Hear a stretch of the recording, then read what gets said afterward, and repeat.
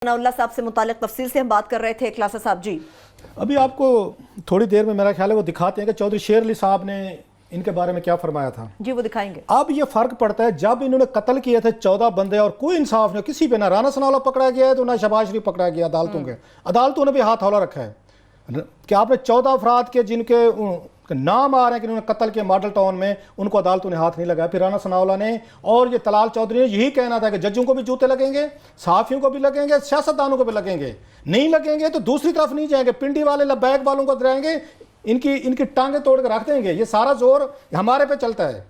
ये बड़े समझदार हैं, सियाने हैं कि आके यहाँ पे ले। और जो स्याही फेंक रहे हैं और जूते मार रहे हैं वो मजहबी लोग, उनके तरह की जरूरत नहीं है बात करने की। करके दिखाए ना राना साहब, जो अगली बात लगा रहे हैं उनकी बात करें। अगली बात, अब आपको हमें एक एहसास होना चाहिए आमिर साहब, अगर इनके पास अनब्राइडल पावर होती और इमरान खान दरमियान में पोजीशन लीडर ना खड़ा होना होता है। मैं कई दफ़ा आपको भी कह चुका हूं, कई दफ़ा मैं सहाफ़ी दोस्तों को भी कह चुका हूं, बहुत सारे मैं नाम ले सकता हूं जहां पे कि अगर इमरान खान एक मेजर अपोजिशन के तौर पर दरमियान में ना खड़ा होता और पीपल्स पार्टी जितनी कंप्रोमाइज्ड है अपोजिशन, मैं शर्तिया कहता हूं कि इस्लामाबाद से लेकर लाहौर, कराची, क्वेटा, पिंडी तक इन लोगों ने बैठ के छितर मरवाने थे। आप उससे अंदाजा करवा लें कि इमरान खान के इनको कहते हैं नकेल डाली हुई है, घसीटा हुआ है। ये सच है। जिस वजह से इन लोगों को मौका नहीं मिला कि अदालतों पे हमले करवाएं, जैसे 98 में जजेस पे करवाए थे।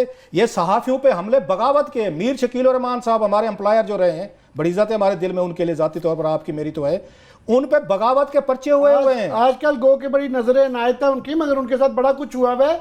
हमारे साथ आप क्या बताएंगे? हमारा 85 में लाहौर से करियर जर्नलिज्म का स्टार्ट हुआ है। सो हमने देखा हुआ है, भुगता हुआ है, हमारे बड़े दोस्तों की नौकरियां गई हुई हैं, मारे खाई हुई हैं, हमने तो खुद वो देखा हुआ है। ये जो स्टोरियां जिस पे आप कहते हैं ना कि एक टाई की भी करप्शन नहीं है, हमने ये स्टोरियां की हुई हैं। ये सारे मार कुटा, ये जो LDA के वाक़यात अब आ रहे हैं, इसको हम कवर करते रहे। मैं ज़रा दुस्की कर दूं, मैंने आगे कह दिया कि लाहौर में बिल्कुल ऑफ कोर्स वहाँ बड़े दलेर लोग हैं, कुछ लोग काम करते हैं, मगर जो रिपोर्टर बेचारा करता है वो एट अ सर्टेन कॉस्ट करता है, उसको तंग करते हैं, उसकी नौकरी के पीछे पड़ जाते हैं, उसको अगर उनका बस चले तो टॉर्चर करवाते हैं, मगर दलेर लोग फिर भी करते हैं। मगर ओपिनियन में कॉलमिस्ट हमारे बड़े बड़े दलेरी से लिखते हैं। इरशाद आरिफ साहब हैं हमारे नेट के बहुत बड़े, और आज के नहीं, वो नए वक्त के दौर से इरशाद आरिफ जो हैं, उन्होंने बड़ा डट के इरशाद आरिफ ने कलम लिखा है।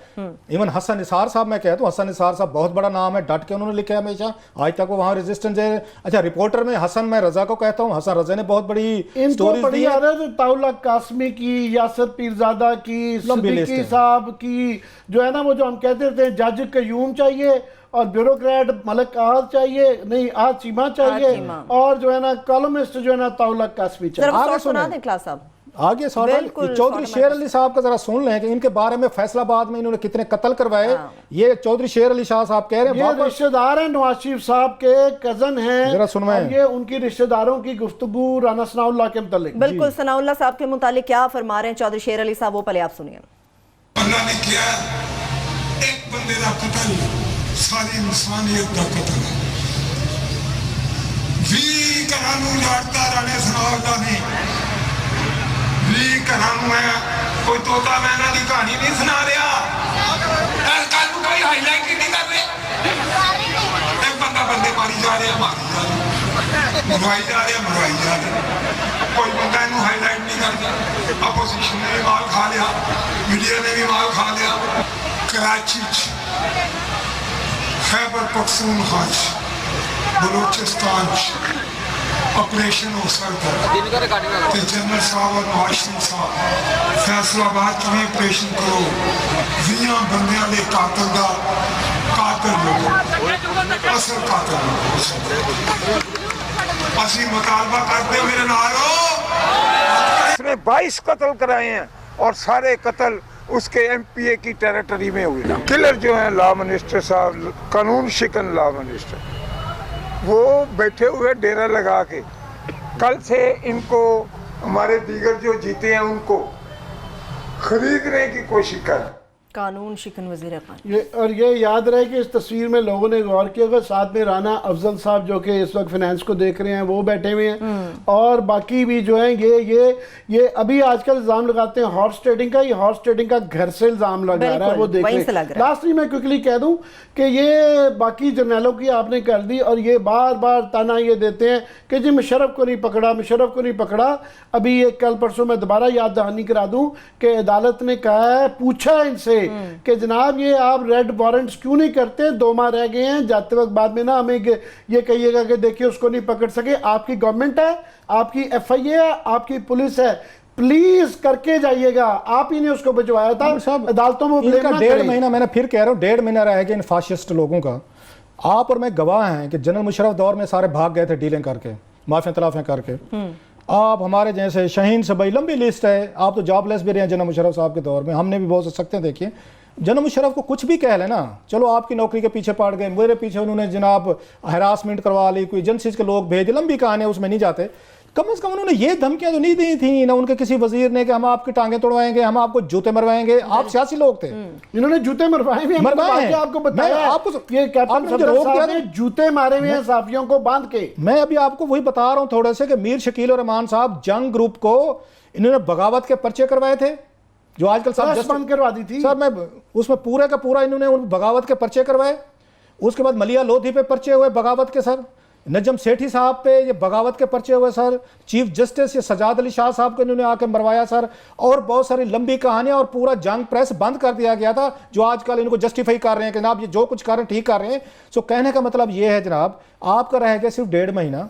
1.5 महीने बाद आपको पता है कि अब आपके लिए जिस तरह चीजें सजाएं अदालतों से दीगर चीजों से आ रही हैं। सो मुझे एक तरह का ये अफसोस हो रहा है कि शहबाज शरीफ साहब एंड कंपनी के जो एक तरह के समझे जाते थे कि फ्यूचर के वजीर आजम है। आमिर साहब अगर ये वजीर आजम फ्यूचर का आ रहा है शहबाज शरीफ, और साथ में ले रहा है राना सनाउल्लाह आपका बनेगा होम मिनिस्टर, तो मेरा ख्याल है उसके बाद ये टीवी चैनल बंद करें, ये मीडिया भी बंद करें। ये तो फाशिस्ट लोग हैं सर, ये ना उस पर डिसेंसी पे बिलीव रखते हैं, ना ये पॉलिटिकल डिस्कोर्स पे बिलीव रखते हैं, ना ये बैठ के कोई थोड़ी सी ये जमहूरियत पे बिलीव रखते हैं। जमहूरी आदमी और वो आदमी जिसको वहां पे मारा गया हो, जिसकी टिंड की गई हो, भवें काटी गई हूं, और पूरी कौम को दोबारा ये आपको उनके देखें, उसको कम से कम टार्चर की, तशद्दुद की उसको सपोर्ट नहीं करनी चाहिए। अगर मैं विक्टिम हूं इसका तशद्दुद का आमिर साहब, तो मुझे तो सारी उम्र लोगों को जिंदगियां बदल जाती हैं। वो तो तशद्दुद के खिलाफ बैठ के कैंपेन चलाते हैं नॉन वायलेंस की, क्योंकि मैं खुद उसका शिकार हुआ हूं। राणा साहब अपना रानापन दिखाएं, जनरल महमूद से शुरू करें, जनरल औरंगजेब तक जाएं, उसके बाद जनरल शहद अजीज तक जाएं, और प्लस जिन्होंने इनको उठा के इनको मारा था और इनकी की तो उनको ट्रेस करवाएं, वहां से शुरू करें। हम तो हर वक्त मिसप्लेस्ड रिएक्शन ना करें।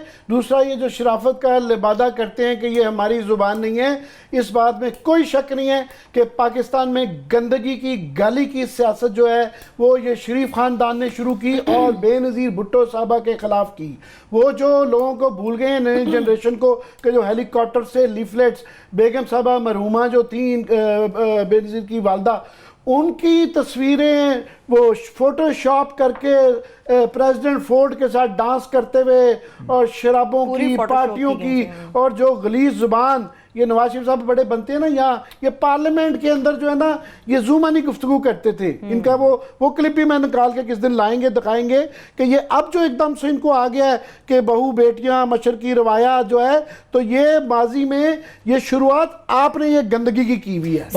ये दाद देनी चाहिए शहबाज शरीफ साहब के, मुझे चॉइस पे दाद देनी चाहिए कि सर आप लोगों के लिए हम पीछे बैठ के बड़े लड़े थे, बड़ा मिस करते थे। अब लंदन बैठे थे, दुबई बैठे थे, जद्दा बैठे थे, हम ये समझते थे भोले डांद हम सराइकी में ना ये बैल को कहते डांद, हम ये भोले डांद ये समझते थे कि आप भाई आएंगे बड़े, उसके बाद लंदन और जद्दा से चेंज हो, शायद सबक सीख लिया होगा, कोई सबक सीखा होगा। जो आपके साथ तशद्दुद हुआ, जो हशर नशर जनरल मुशर्रफ दौर में हुआ, कुछ आप लोगों ने थोड़ा सा आपके अपर पार्ट में थोड़ी सी अक्ल आई होगी, डिसेंसी आएगी, चेंजेस आएगी। बड़ी खूबसूरत कोट है आमिर साहब। वो कहते हैं बात लोग है ना, इंसान जो है ना ये आपकी उम्र बढ़ने के साथ वाइज होता है, और बाज लोग वैसे बूढ़े हो जाते हैं। ये उस कैटेगरी में आते हैं सर, जो बाज लोग जो बूढ़े हो जाते हैं 66 साल 70 साल 65 साल, उसके बाद भी अगर आपको सियासत करनी नहीं ठीक है, है। आपको ये पता नहीं है कि आपने कैसे मीडिया को हैंडल करना है, कैसे चीजों का। मीडिया में कोई एक बंदा बता दे जिसने नवाज शरीफ को जूता लगने की सपोर्ट की, कोई एक बता दें, कोई झूठ बता दें। किसी पॉलिटिशियन सभी बता दें, सभी सबने मजम्मत की है।